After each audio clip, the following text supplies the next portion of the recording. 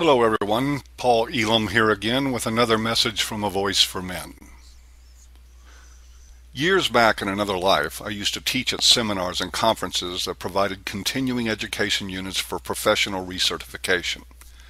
In one particular module, I used a portable grease board in a room in front of my waiting audience. Without introducing myself or saying anything else, I used a grease pen to write the words "Men are" at the top of the board and then silently invited the audience to finish the sentence.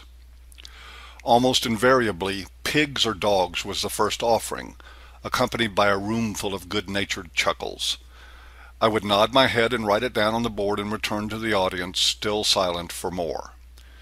Controlling, says one. Afraid of commitment, says another. Aggressive, macho, afraid of intimacy, violent, sexist, and power-hungry. More of the pejoratives and almost only pejoratives would come from the audience till the board was full. I then flipped the board to the other side. Women are was the cue, and the answers were even more rapid-fire than they were with men. Strong, capable, empowered, sensitive, nurturing, and the like would fly from the audience to the grease board like a barrage of arrows, till that side too was full. What do you imagine, I would ask, taking a strategic pause for a sip of water, that these answers tell us about the real nature of sexism in the way we view men and women? Asking them a question with actual spoken words must have thrown them for a loop, because the stock response to that question was almost invariably a room full of nonplussed, cognitively dissonant faces. And that confusion usually gave way to irritation, clearly at me, though every answer on both sides of that board had come from them. And by the way, the participants in that crowd, they weren't accountants or nurses or teachers or financial advisors. They were mental health professionals, counselors, psychotherapists, social workers, and the like.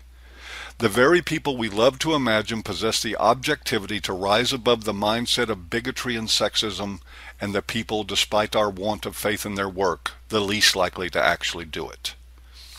I wanted a little more pressure on them, so I asked more questions. How could this affect our therapeutic alliance with clients? Could it make our relationships with females enabling, punitive with men? And always, the final question I asked was, do we carry sexism against men, unconscious or conscious, into our work with each and every client? With that question, the anger usually intensified. In one talk, a female participant, a social worker, jumped out of her chair and threw her papers everywhere. "You're the sexist," she hissed at me, and stormed out of the room. She later wrote letters of complaint both about my topic and the fact I would not sign off on her attendance. Welcome to the wacky world of mental health. It is a telling study in the psychology of hate. Indeed, as we peel back the layers of fantasy from the profession, we are forced into a most disturbing conclusion. Psychology is hate, at least as it is practiced in Western culture. It's most evident in the junk psychology market. Since the mid-'80s, get-rich-quick psychology gurus have often made their way to bestseller lists. Books like Robin Norwin's Women Who Love Too Much, Susan Forward's Men Who Hate Women and the Women Who Love Them, and others have been runaway hits, all predicated on rigid stereotypes of men who hate and women who love, all just more additions to the already crowded grease board. Recently, men's rights activist Mark Rudolph appeared on Fox News in a brief debate with Karen Salmonson on women executives. She was given a nice plug for her new book, Bounce Back. They could have, and probably should have, in the interest of balance, given her credit for her previous publication, How to Make Your Man Behave in 21 Days or Less Using the Secrets of Professional Dog Trainers. I don't make this stuff up. Unfortunately, I don't have to. Currently, male-bashing monarch Phil McGraw reigns in the ratings, and it won't be long before another emerges, fighting to be top dog in dogging men. All you need is a warped worldview and a nod from Oprah. And these are just the media hucksters. At least we can say that the men and women who embrace their misandry-for-profit schemes are just another dumbed-down group in a dumbed-down media culture. The more culpable and dangerous are the ones with the air of real legitimacy. These folks don't write, or don't just write. They teach, do research, and most dreadfully hang out their shingles and help infect the world one gullible client at a time. The world of psychology in academics and practice has become a weapon in the realm of gender politics. Almost all pretense to objectivity and academic integrity have been forced aside by ideologues with an axe to grind against men and who are using the loathsome disguise of helping professionals to further their agenda. If you think that is extreme, listen to some more. AllaboutCounseling.com is purportedly an information and referral resource for people seeking mental health services. What it is in reality is a portal, a conduit that induces women into the mentality that it is the vile scourge of manhood at the root of their problems, and they offer feminism as the solution before the first session is booked. Some tidbits from their site include some detailed hype about the fundamentals of feminism and some reassurances that not all lesbians are feminist and not all feminists are lesbians. I suppose they figured heterosexual women need such basics, and it's good pre-sale to overcome objections before they are raised. Ask any used car salesman. They even have a nifty section promoting a new masculinity. These Freudettes have the key to re-engineering men for the better, with the implication, of course, that the way men are now is defective and in need of an overhaul. And the first tool to be used for that overhaul is a gag. This is just one of the standouts as it appears word for word on their site. They say that men should practice openness to others, especially to women, criticism of our behaviors and attitudes, listen some more, and only speak if the critic wants feedback. This isn't even speak when spoken to. It's shut up and take it. Speak with permission only from whichever woman is attacking you at the moment. The finer aspects of mental health. They have much more there. Enough bogus stats on domestic violence, rape, and sexual abuse for a Now convention, and staunch defenses of feminism tied in directly with the counseling message.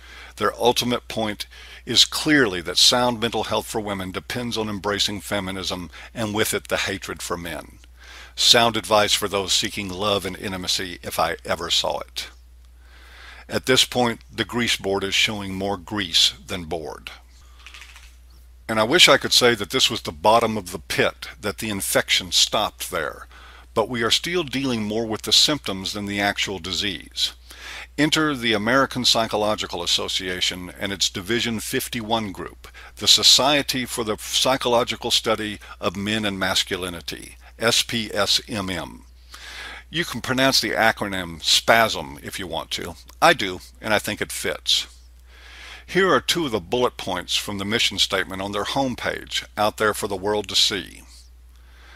Endeavor to erode constraining definitions of masculinity which have historically inhibited men's development, their capacity to form meaningful relationships, and have contributed to the oppression of other people. Acknowledge its historical debt to feminist-inspired scholarship and commits itself to support groups such as women, gays, lesbians, and people of color that have been uniquely oppressed by the gender class race system. The subtext of that, of course, is that the gender class race system boils down to white males. Aye, there's the rub, and with it goes the last remaining bit of room on the grease board. Men are defective, pernicious banes to civilized society, and feminism is the answer. Even our most revered experts in human nature are saying as much. And this is how it worked in the old Soviet Union.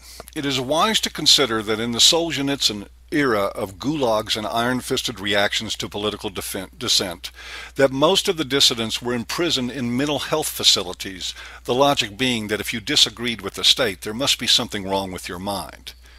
It was also a strategy of, and yes, I will say it without reservation, the Hitler regime, to poison the minds of the populace with disinformation about Jews, prepping the people to look the other way while they were dispatched in the name of a master race.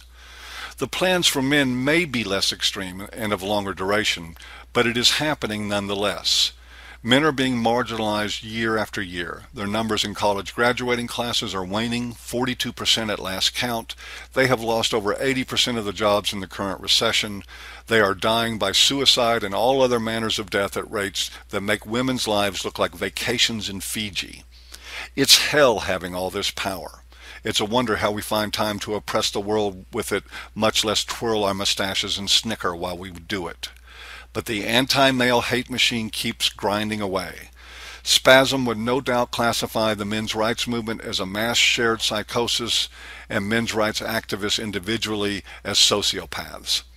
I used to remember that social worker who threw the tantrum in my class with a smile. It was a funny image, but that was some years ago. At the time, I knew the sexism was there, but it was not entrenched as deeply as it is today, and I naively thought it would go away. I'm not smiling about it anymore.